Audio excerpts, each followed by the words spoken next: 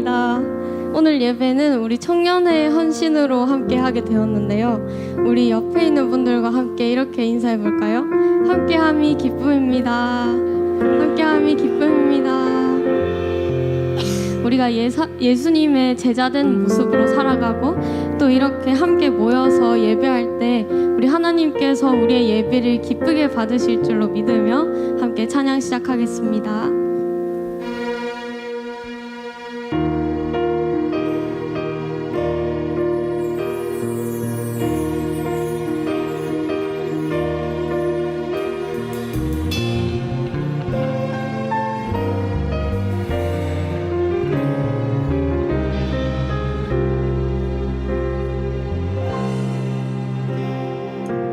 우리는 주의 움직이는 교회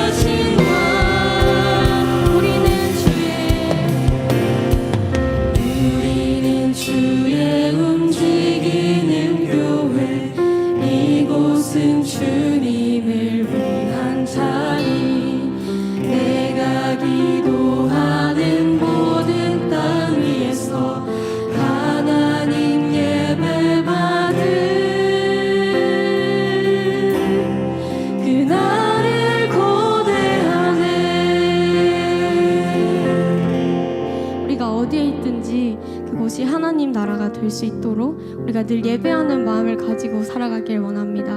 우리 함께 부르신 곳에서 찬양하겠습니다.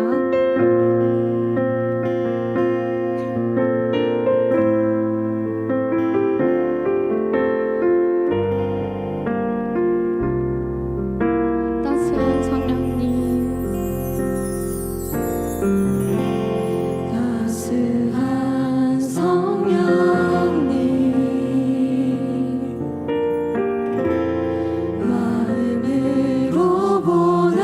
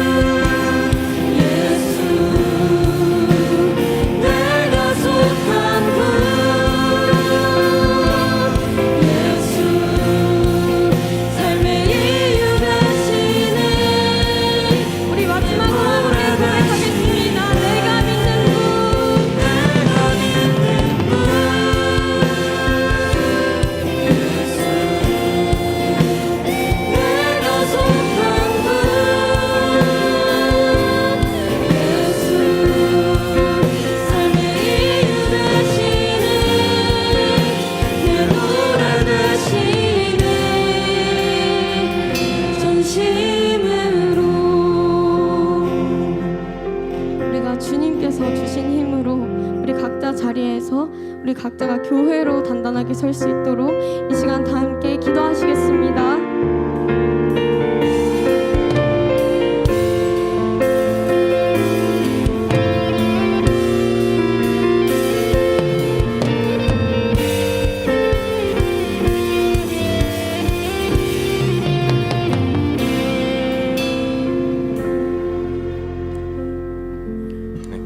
기도드리겠습니다. 사랑이 풍성하신 하나님 아버지, 우리 모두가 주를 높이고 주께 예배드리기 위해 이곳에 모였습니다. 우리를 이 자리로 부르심에 감사를 드립니다. 지난 시간 동안 우리를 지키심에 감사를 드립니다. 나의 도움이시고 나의 강한 힘이 되신 우리 주를 찬송합니다. 하나님, 우리가 우리의 지난 시간을 돌아보며 생각해 볼 때 우리는 많은 죄를 저질렀습니다. 내 이웃을 내 몸과 같이 사랑하라 하셨지만 우리가 우리의 이웃, 친구, 다른 이들을 정말 내 몸과 같이 사랑하는지 돌아봅니다. 주의 말씀에 순종하며 살지 못하였음을 고백합니다. 우리의 죄를 모두 고백하오니 우리의 죄를 사하시고 모든 불의에서 우리의 죄를 깨끗하게 하옵소서. 하나님 아버지, 우리 교회가 비정한 건축을 앞두고 있습니다. 주의 뜻대로 이 일이 잘 움직일 수 있도록 하여 주시고 우리가 어려울 때마다 주께서 도우시고 이끌어가 주옵소서. 주께서 사랑하시는 이 사상교회를 끝까지 주님 다시 오실 그날까지 버리지 않으실 것을 믿습니다. 하나님, 이 땅에서 청년 기독교인으로 살아가는 것이 결코 쉽지 않습니다.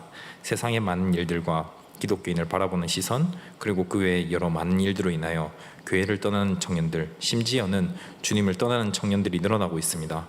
이런 시대를 살아가는 우리에게 주님이 가장 큰 위로임을 알게 하시고 우리도 우리 주변 이들을 사랑과 선행으로 격려하고 서로 돌아볼 수 있도록 하옵소서.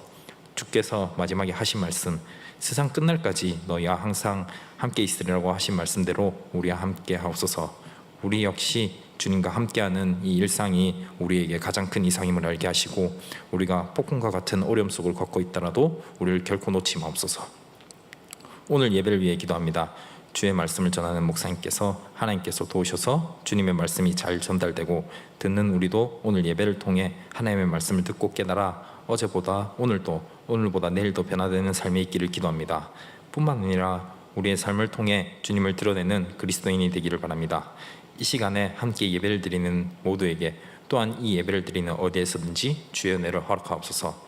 천지 만물을 지으시고 지금도 이 순간에도 세계를 경륜하시는 예수 그리스도 이름으로 기도했습니다. 아멘.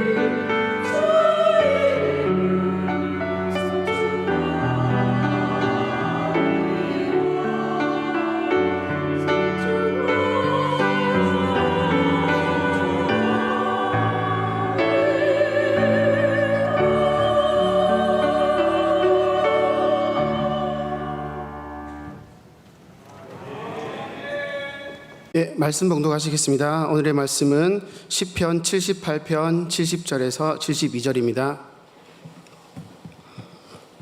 시편 78편 70절로 72절입니다. 예, 다 찾으신 줄 알고 다 같이 봉독하시겠습니다.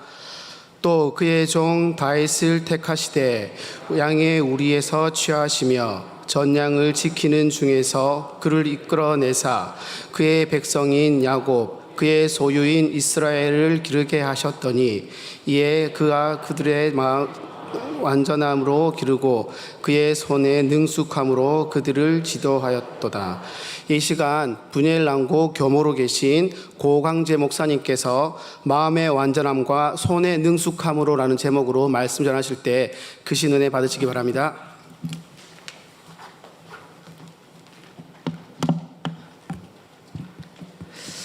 저는 학교에서 종교학이랑 심리학 수업을 가르치고 있는 교사면서 동시에 목사인 교목입니다.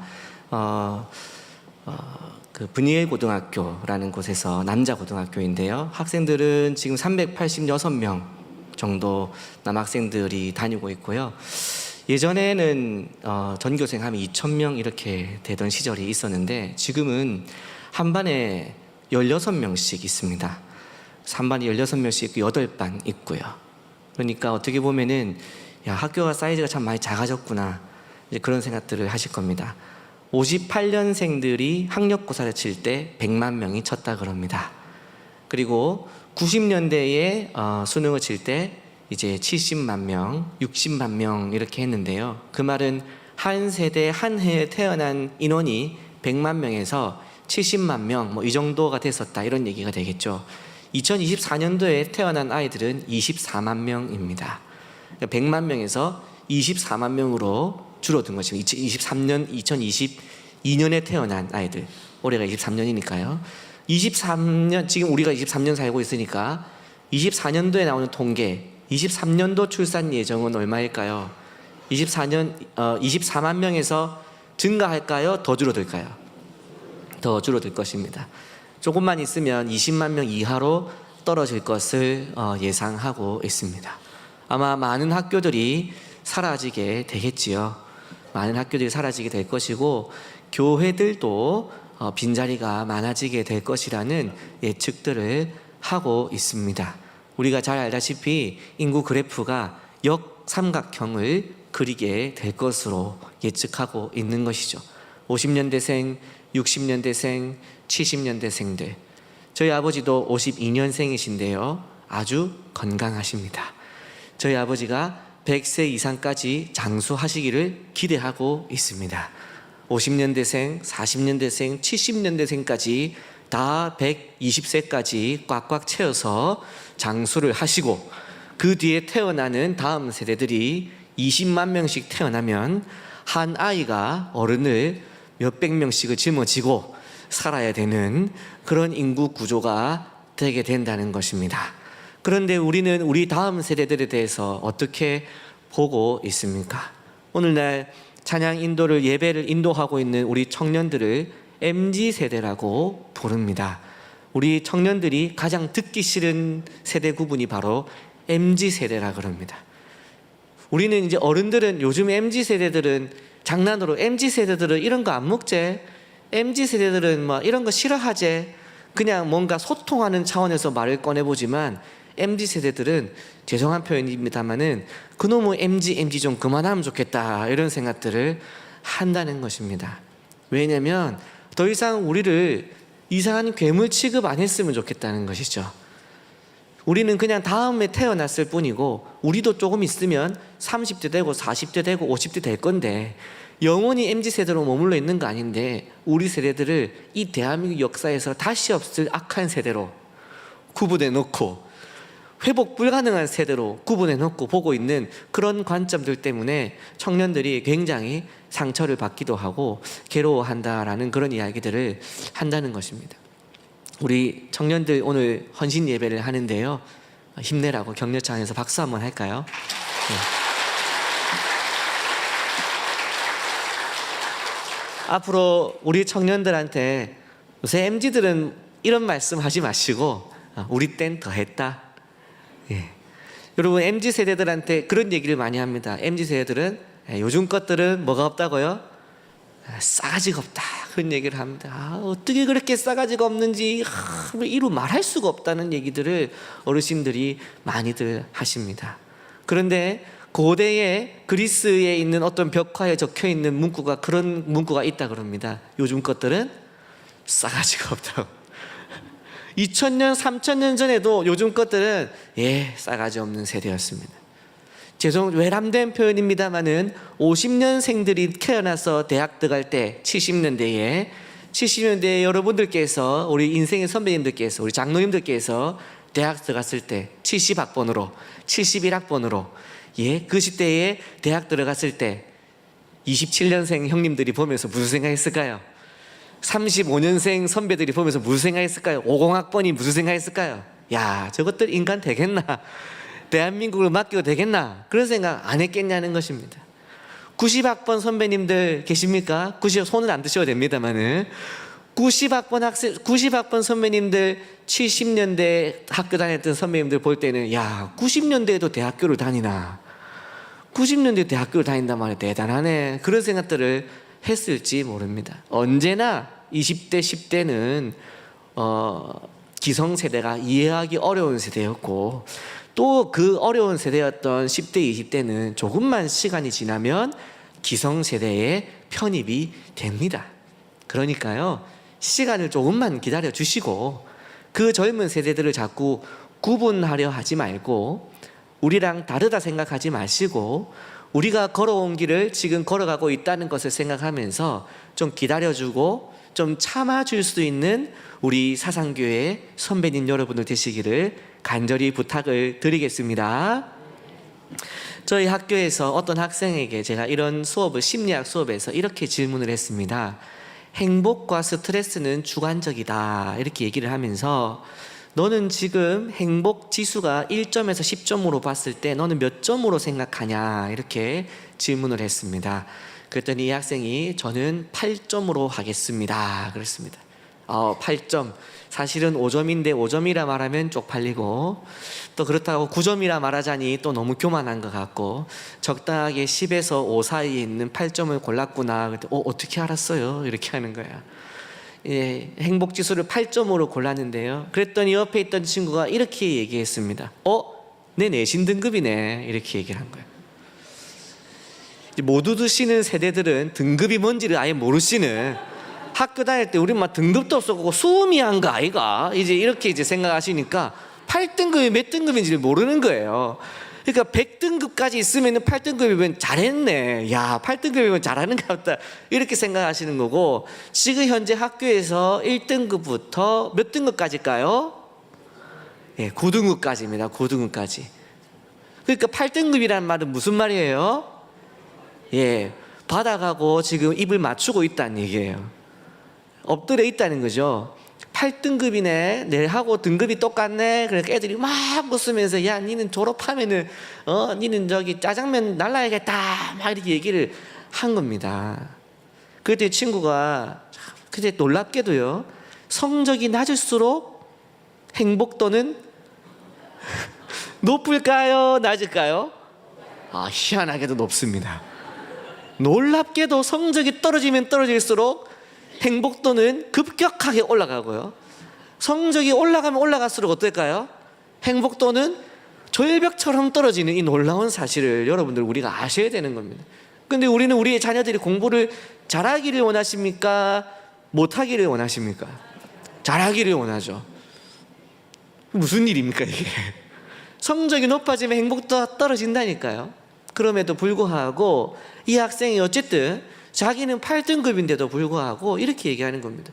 뭐 짜장면 좀 나르면 되지, 뭐 어때? 쓱 웃는 거예요. 제가 이렇게 얘기했습니다. 친구야, 너가 학교에서는 등급이 9등급 중에서 8등급일지 모르나 선생님 볼 때 너는 1등급이야. 내신 성적이 8등급이라고 너의 인생이 8등급인 거 아니다. 내신 성적은 8등급이라도 내가 믿는 하나님 보시기에는 너는 특등급이야. 반대로요, 여러분, 내신 성적이 1등급이어도요, 하나님 보실 때 9등급 인생이 있겠습니까? 없겠습니까? 있다는 것이죠. 우리가 오늘날 교회에서 우리의 청년들에게 어떤 메시지를 주기를 원하십니까? 우리 청년들 오늘 이렇게 앉아 있는데요, 우리 사상교회는 그렇지 않겠지만은 절대 아닙니다. 절대 오해하지 말고 들으십시오. 우리 사상교회는 절대 여기에 해당이 안 됩니다. 근데 이제 대부분의 교회들은요, 헌신 예배에 와서 찬양을 하고 헌신 예배에 앉아 있는 청년들은 연애할 대상이 없거나 취업이 안 됐거나, 우리 사상교회는 아닙니다. 절대 아니에요. 갈 데가 없거나 할 일이 없는 사람들이 여기 앉아 있는 경우가 많더라는 것이죠. 오히려 취업을 했거나 뭐 취업 준비하고 있거나 연애 중이거나 이런 친구들은 다 어디 가고 없어요. 다 어디 가고 없어요. 교회 안 옵니다. 오후에 지금 몇 시입니까? 3시 반에.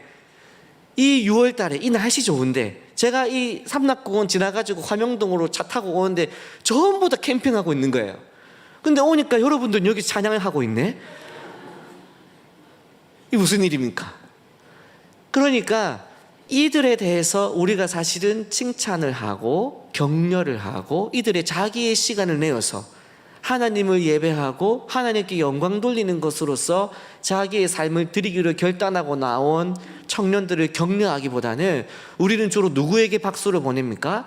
교회를 나오지 않고 예배에 드리지 않았다가 자기 혼자서 학원을 돌며 다니다가 취업이 돼서 문자 넣어서 저 어디 취업됐습니다.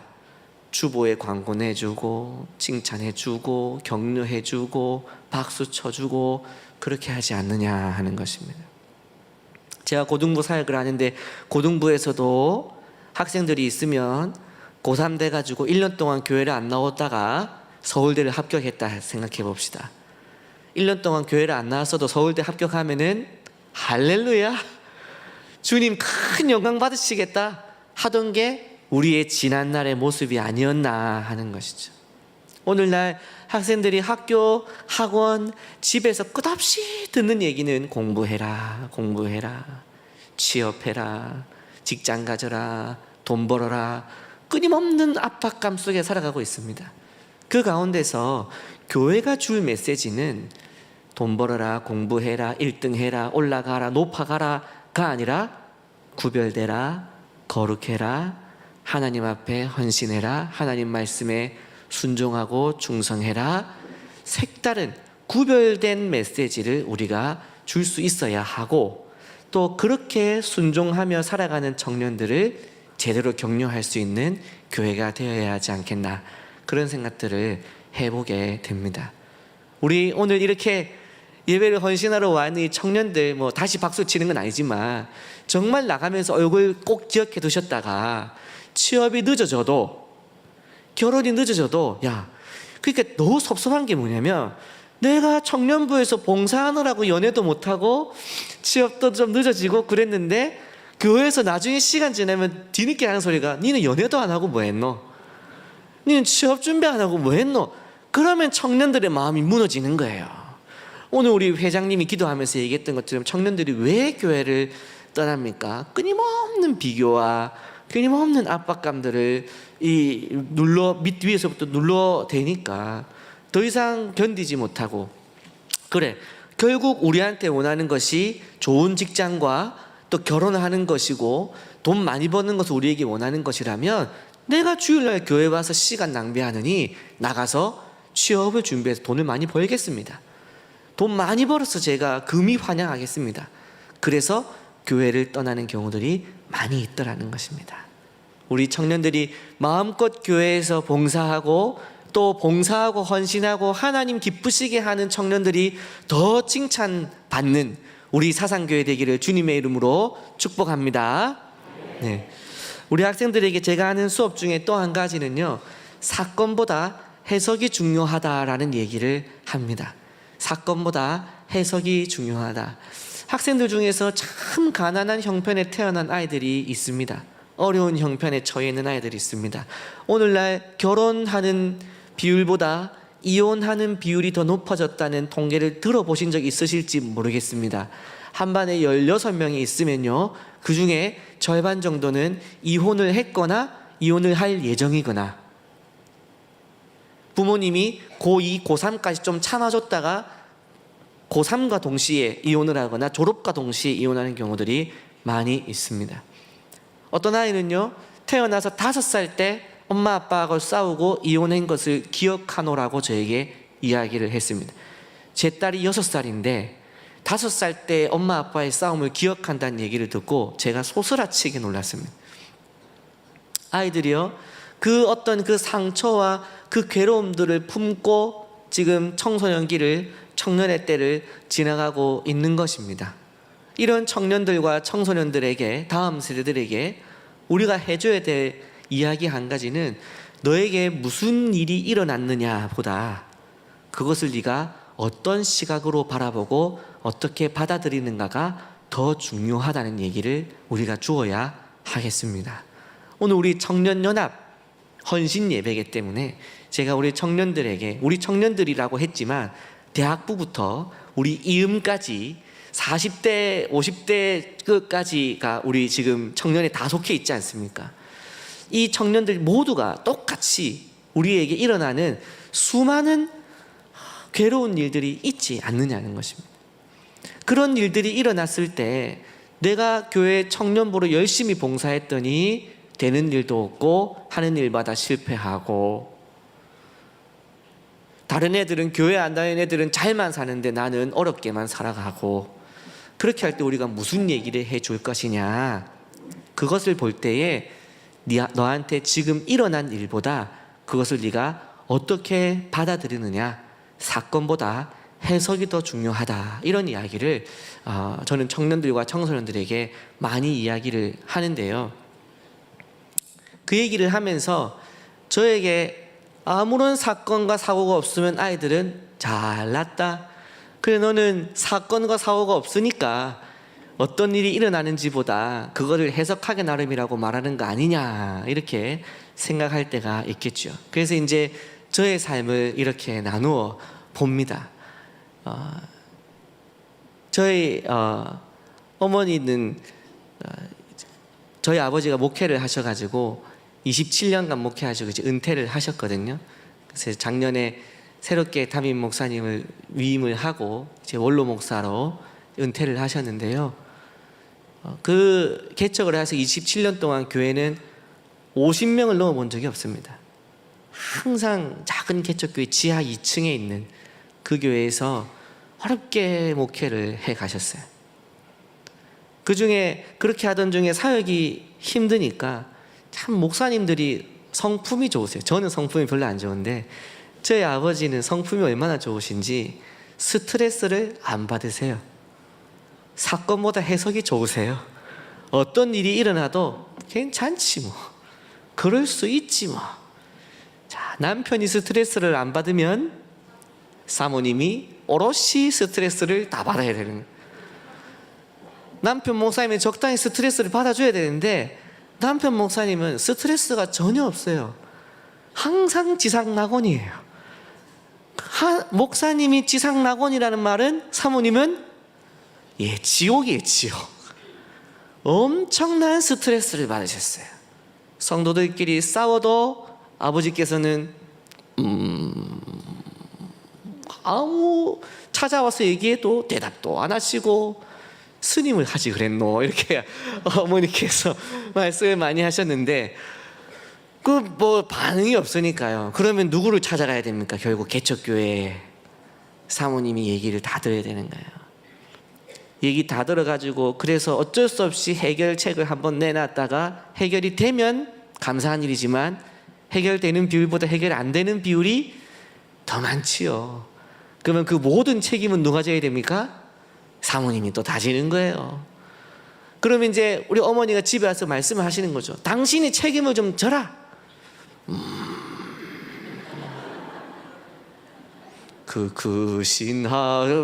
늘 은혜가 가득한 거예요. 그러니까 그 책임도 비난도 모든 것을 어머니가 지시다가 어느 날은 목회가 교회가 이제 한 15년쯤 지났을 때였는데요. 10년이 좀 지났을 때 아버지께서 축도를 하고 계시는지 어머니가 뒤에서 쓰러지신 겁니다. 그래서 수술을 5번을 했는데요. 이제 머리를 2번 수술하고 등 전부 다 열고 5번을 했는데 명치부터 발끝까지는 모든 감각을 소실했습니다. 그래서 장애인이 되신 지 10년이 넘었습니다. 모든 장기도 다 활동을 안 합니다. 그래서 저희 아버지가 대변도 소변도 다 해주셔야 돼요. 그동안 지상낙원을 사셨기 때문에 어머니를 아버지께서 이제 다 케어를 하셔야 되는 거예요. 어머니께서 장애인이 되시고 휠체어를 타고 제가 간병을 2년 넘게 그 부산대병원의 베드에서 간병을 하면서 나한테 왜 이런 일이 있을까 생각하면서 지나갔습니다. 그리고 나서 겨우겨우 어쨌든 장애를 얻으셨지만 어머니께서 정신은 또 온전하시고 말도 통하고 하니까 그걸 또 감사하다. 사건보다 해석이 그게 중요하지. 하나님께서 우리 어머니 그래도 몸은 좀 성하지 않아도 살려주셨으니 얼마나 감사하노 하는 마음으로 감사하고 살았지요. 그래서 제가 결혼도 하고 목회도 하고 애를 낳아서 이제 마침 부산에 제가 안양 일심교회라고 안양에서 사역을 하고 있을 때 이렇게 부산의 분이엘고등학교로 오라고 해서 기쁘게 제가 내려와서 그때 이제 아들이 태어난 상태고 딸을 배에 임신한 상태였는데요. 딸이 태어나고 나서 어린이집에 아들을 보내고 있는데 좀 축약해서 말씀드리면 우리 아들에게서 이제 자폐 발달 장애가 또 발견이 된 것입니다. 우리 아내가 이제 얘기를 한 것이죠. 요번에 궁금한 게 있다. 뭔데? 물론 우리 아내는 서울말을 쓰기 때문에 이렇게 하지 않지만 제가 서울말을 할 수 없기 때문에 제 마음대로 한다는 것을 이해하고 들으십시오. 내가 궁금한 게 있다. 그래서 뭐가 궁금한데? 당신 아버지는 목사 아니가? 그렇지. 당신 어머니는 목사 사모아이가? 그렇지. 당신은 목사 아니가? 그렇지. 2대째 목회를 하네? 그렇지. 근데 어머니도 장애인이고 내 아들도 장애인이고 이거 왜 그런데? 왜 우리한테 이렇게 어려운 일이 있는데 그렇게 봉사하고 헌신하고 하나님 말씀에 순종하고 살아서 그 결과가 이게 뭔데?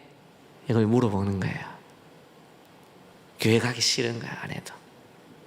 어제도 한판 싸웠지만 어쨌든 그때부터 집에서 갈등이 얼마나 일어나는지요. 아내는 그리고 나서 얼마 지나지 않아서는 우울증 약을 그때부터 먹기 시작해서 19년도부터 지금 23년도니까 4년째 우울증 약을 계속 먹고 있어요. 저도 좀 먹어야 될지 모릅니다. 정상 같아 보입니까? 그 고난이 없는 게 아니에요. 제가 우리 학생들에게 행복과 스트레스 얘기하면서 행복 지수가 몇 점이냐 이렇게 물어봤을 때 친구가 8점 했지 않습니까? 스트레스 지수는 몇 점이냐 그러면 학생들이 좀 희한하게도 스트레스 지수가 8등급인 친구는 1점. 네, 아까 말씀드린 대로 1등급인 친구는 스트레스 지수가 9점 이렇더라고요. 여러분 저는 스트레스 지수가 몇 점일까요? 0점. 할렐루야. 감사합니다. 9점이죠. 9점. 네. 기가 막힙니다. 아주 그냥.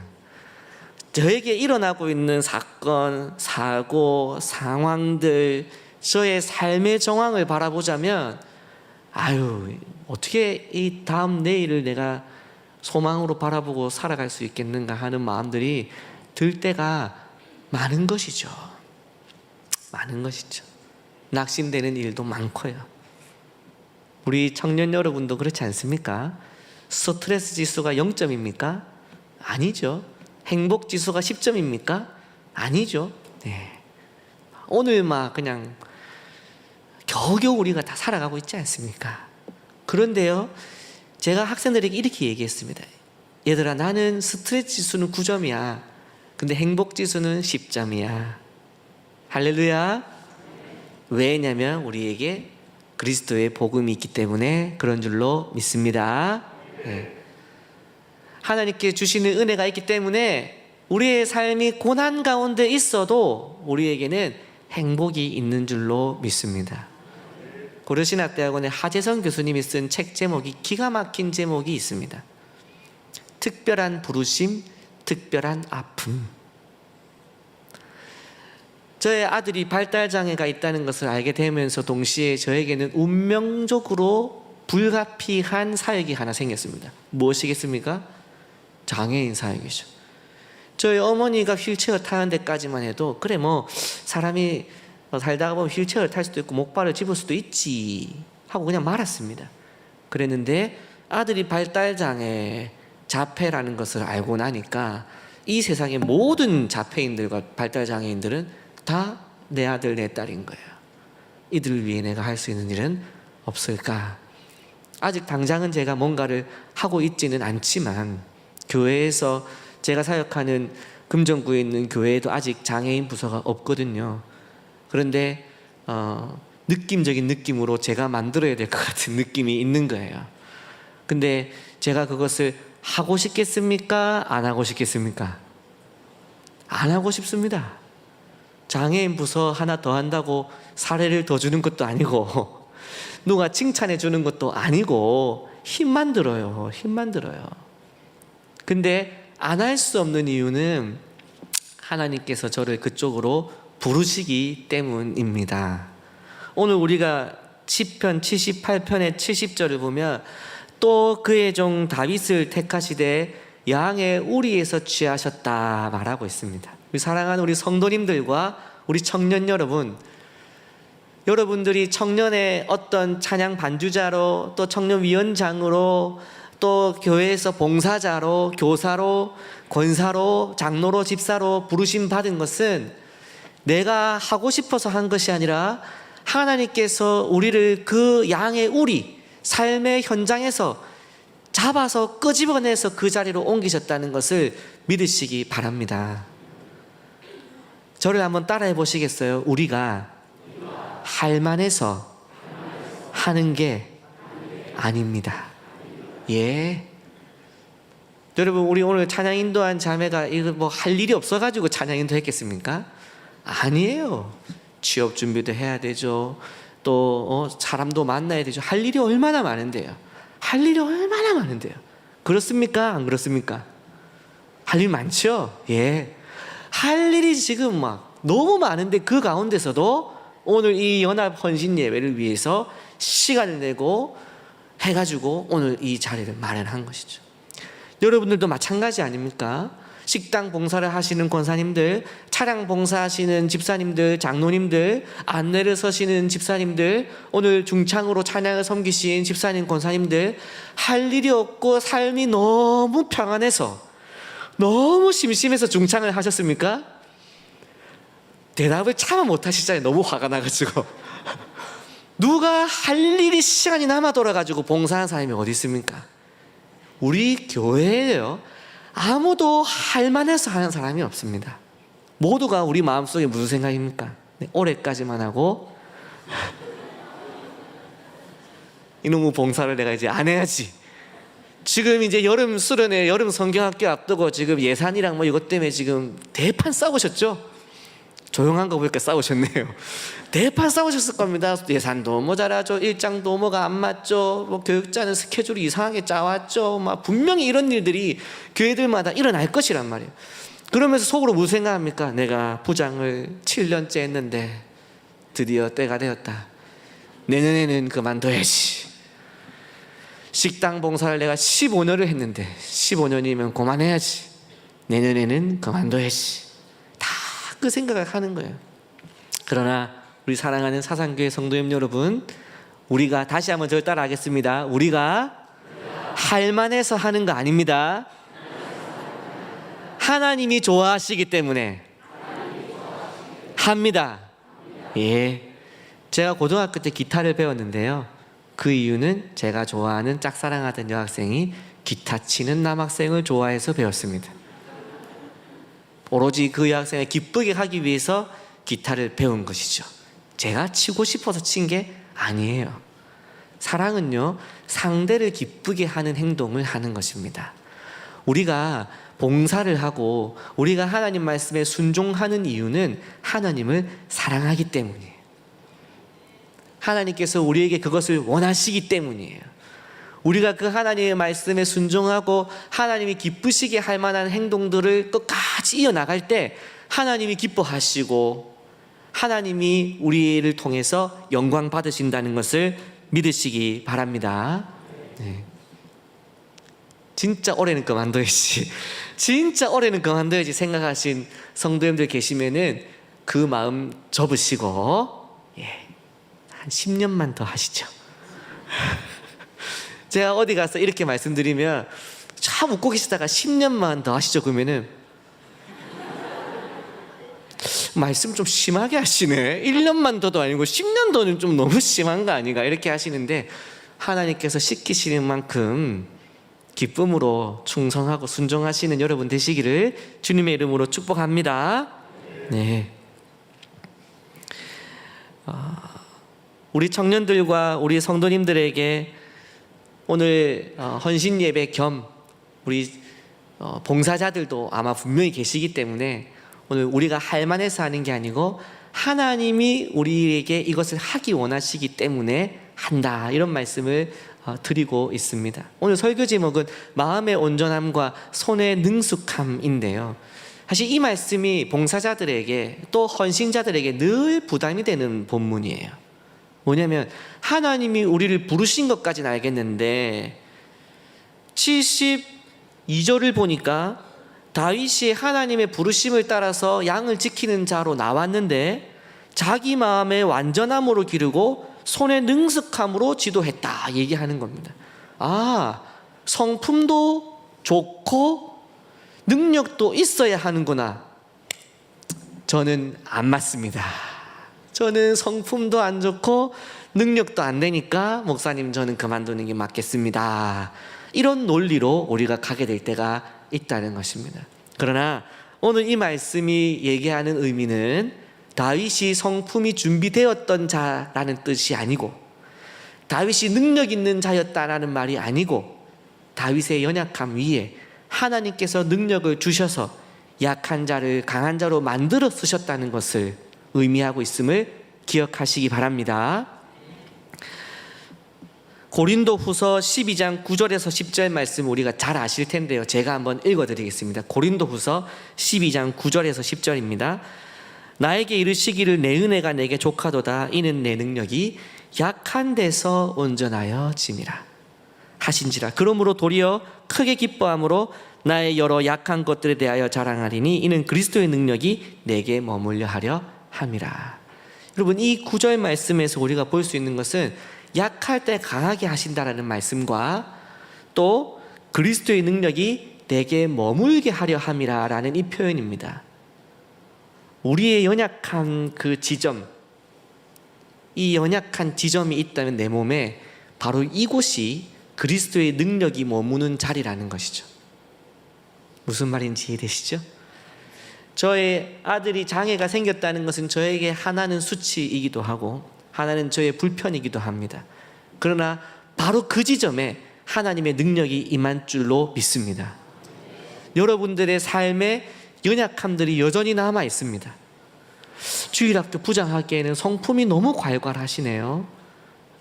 봉사를 하기에는 너무 형편이 어려우시네요. 그래서 못하겠습니다가 아니라 너무 형편이 어렵기 때문에 바로 그 지점에 하나님의 능력이 임하기를 기도해야 되는 것이고, 너무 성품적으로 교사들하고 갈등이 너무 많이 일어나기 때문에 바로 그 지점에 하나님의 능력이 임하도록 기도를 해야 하는 것입니다. 직장 같으면 어떻습니까? 부서장이 부서를 잘 지도하지 못하고 갈등이 많이 일어나면 그 부서장은 어떻게 해야 됩니까? 직장 같으면 잘라내야죠. 그러나 교회는 어떻습니까? 가장 연약한 그 지점에 하나님의 능력이 임하도록 기도를 해야 하는 것입니다.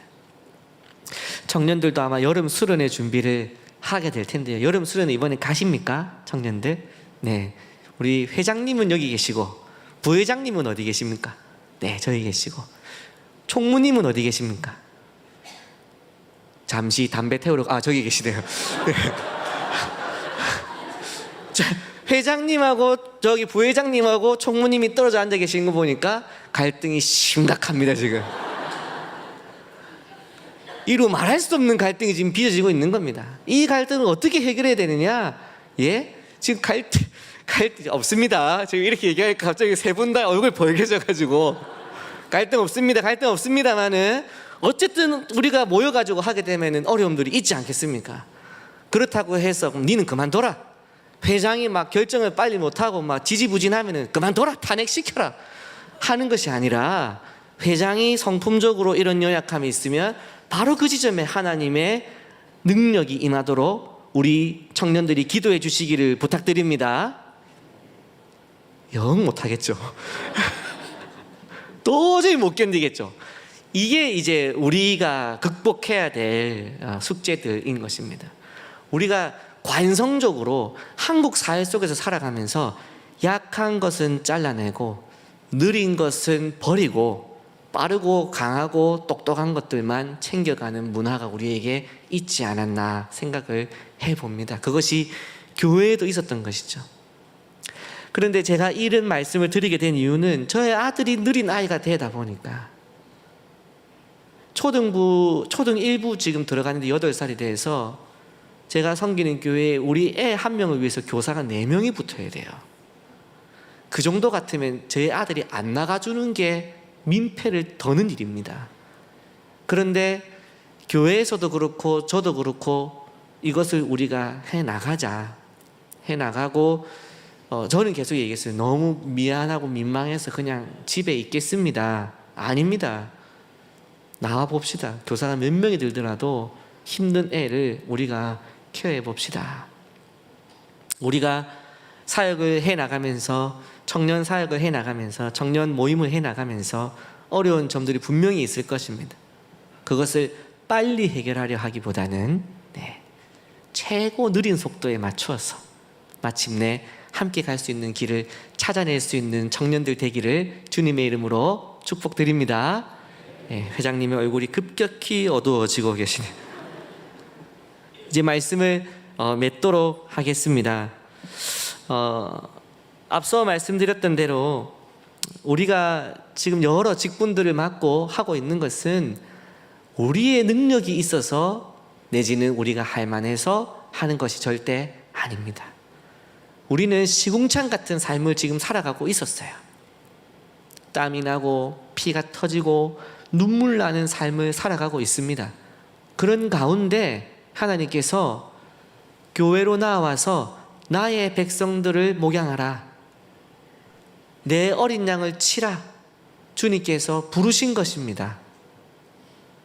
식당에서, 주차장에서, 주일학교에서 내 어린 양을 네가 가서 섬겼으면 좋겠다 부르고 계시는 것입니다. 그 부르심에 우리는 반응해야 하겠습니다. 그리고 우리에게 능력이 없을지라도 하나님께서 우리의 연약한 바로 그 지점에 그리스도의 능력을 부어주셔서 주님께서 맡기신 사역을 넉넉히 감당하게 하실 줄로 믿습니다. 순종함으로써 그리스도의 능력을 맛보고 그 능력을 힘입어 하나님의 맡기신 사역을 잘 감당하시는 우리 청년들과 사상교회 성도님들 되시기를 주님의 이름으로 축복합니다. 우리 같이 합심해서 한번 기도하겠습니다. 이 시간 한 3가지 정도 기도 제목으로 기도하고 싶은데요. 첫째는 우리의 삶의 정황을 놓고 한번 기도하면 좋겠습니다. 하나님, 도저히 살맛이 안 납니다. 지금 반듯하게 입고 예배당에 내가 나와 있지만 사실은 내 영혼은 이미 다 피폐해졌고 깨졌고 찢어졌습니다. 너덜너덜합니다. 내가 뭘 합니까 지금 이 형편에. 주님, 불쌍히 여겨주십시오. 내 삶 가운데 나의 연약한 바로 그 지점에 그리스도의 능력을 부어주시옵소서. 우리 한번 기도하면 좋겠습니다. 두 번째로 기도할 때에는요, 여름 사역들을 위해서 한번 기도하면 좋겠습니다. 이제 수련회도 하고 성경학교도 하고 여러 가지 선교도 하고 사역들을 해 나갈 텐데요, 중요한 사역을 만들어 가다 보면 수많은 갈등들이 일어날 것입니다. 다투기보다는 화평하는 지혜를 주셔서 하나님의 영광을 드러내는데 일의 열매보다는 온유함과 사랑함과 용납함으로써 나타내는 그리스도의 덕목으로 하나님께 영광 돌리는 우리가 되게 하여 주시옵소서. 이 두 가지 기도 제목 가지고 같이 한번 합심하여서 기도하시겠습니다. 하나님 아버지, 오늘 사상교회 성도님들과 또 청년들과 함께 말씀을 나눕니다. 주여, 우리의 삶이 살만하지 않습니다. 괴롭고 힘이 듭니다. 주여, 긍휼히 여겨주셔서 우리의 삶의 가장 계곡 같은 골짜기 같은 그 약한 지점에 그리스도의 능력을 부어 주시옵소서. 하나님의 능력을 부어 주시옵소서. 그래서 우리가 넉넉히 감당할 수 있게 하여 주시옵소서. 여름 사역을 준비합니다. 그 가운데에서 결정하고 논의하고 토론하는 가운데 수많은 갈등과 또 싸움들이 있습니다. 주여, 우리를 불쌍히 여주셔서 우리의 생각을 주장하는 것이, 우리의 생각을 말하는 것이 아니라 하나님의 뜻을 발견하게 하여 주시옵소서.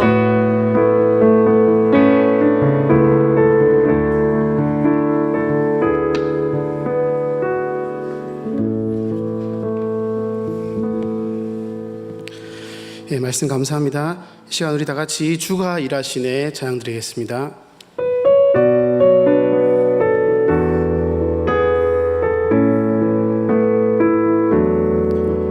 날이 저물어 갈 때, 빈들에서 걸을 때, 그때가 하나님의 때.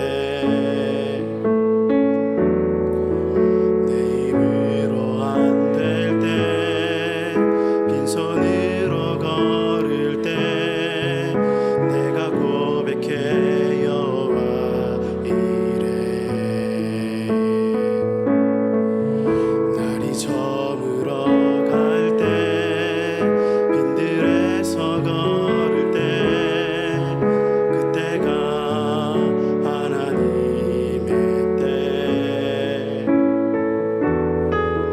내 힘으로 안 될 때, 빈손으로 걸을 때, 내가 고백해 여호와 이래. 주가 일하시네, 주가 일하시네. 주께 아끼지 않는 자에게 주가 일하시네, 주가 일하시네. 신뢰하며 걷는 자에게.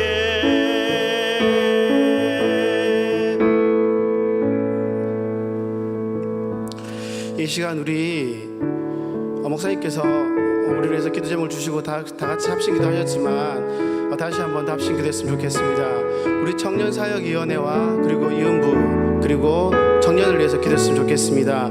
여러 가지 기도 제목들이 있지만 우리 마음 가는 대로 여러분께서 우리 청년들을 위해서, 이음부를 위해서, 청년사역위원회를 위해서 어떤 제목으로 기도를 드려야 될지 이 시간 곰곰이 생각해 보시고 다 같이 기도하는 시간 가졌으면 좋겠습니다. 살아계신 하나님 감사합니다. 이 시간 우리가 주 앞에 나왔습니다. 특별히 하나님께 간절히 간구할 때에 청년사역위원회 위해서 기도하기를 소원합니다. 아버지 하나님, 이제 아버지가 나타난지 아버지 해보신지 아버지 여인이 되었습니다. 아버지 하나님, 그 기간 동안 여러 가지로 했으나 아버지 우리 가운데 아직도 아버지 하나님 아버지의 열망들과 아버지 그에 대한 아버지 간절한 소원들이 있습니다. 하나님께서 그들 가운데 역사하시고 인도하시어서 오직 주 예수 그리스도의 은혜와 능력들이 언제까는 아버지 그런 아버지 하나님의 되기를 소원합니다. 특별히 청년들을 위해서 기도하기를 소원합니다. 아버지 청년부 아버지 하나님, 많은 아버지 생각들과 아버지 많은 아버지 고민들과 아버지 많은 아버지 선택의 길에 서 있는 아버지 영혼을 드립니다. 하나님께서 그들에게 복 주시고 아버지 하나님 능력 주시고 아버지 하나님 아버지 하나님 기초 주심을 인하여 아버지 그들의 영혼이, 그들의 육신이, 그들의 삶이 오직 아버지 하나님께 드려임 받는 아버지 그런 모습들이 아버지 하나님께서 나타날 수 있도록 지켜주시고 인도하여 주시옵소서. 아버지 그들에게 학업이나 아버지 하나님 결혼 그리고 직업 아버지 어떤 모든 것들 아버지 하나님께서 모두 맡김으로 인하여서 아버지 그들 감당할 수 있게끔 주께 신하시고 특별히 오늘 말씀처럼 아버지 말씀처럼 선택받아 아버지 하나님께서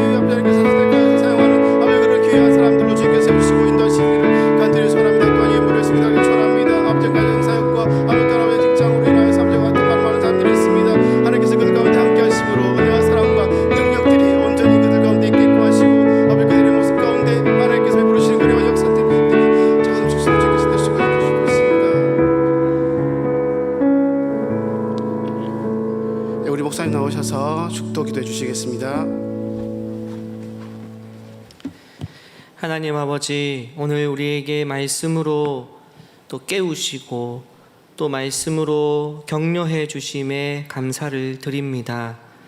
하나님, 왜 내가 이렇게 일을 많이 해야 하나 한다고 하는데 내 삶은 돌아볼 시간도 없이 많은 봉사 가운데 지쳐 있었다면 주님, 오늘 하나님께서 그것을 기뻐하신다라는 메시지를 통해서 그 마음에 위로를 받게 하여 주시옵소서. 우리가 주의 일을 감당해 나갈 때 때로는 능력이 부족해서 더 이상 하기 어렵다는 마음이 들 때 바로 그 연약한 그 가장 낮은 그 지점에 그리스도의 능력이 임하는 자리라는 것을 오늘 다시 한번 깨닫게 하시고 그리스도의 능력을 구하는 저희들이 되게 하여 주시옵소서.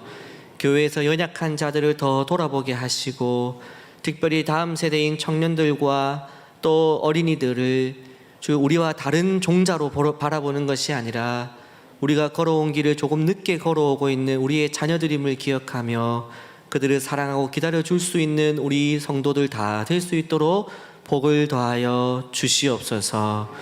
우리 주 예수 그리스도의 은혜와 하나님의 사랑과 성령의 교통하심이 어려운 삶의 현장 가운데서도 할 만한 형편이 아님에도 주님의 뜻에 순종하기 위해서 봉사의 자리에서 헌신하는 우리 청년들과 성도님들 머리 위에 그들의 가정과 자녀들과 직장과 기업 위에 영원토록 함께 있을지어다. 아멘.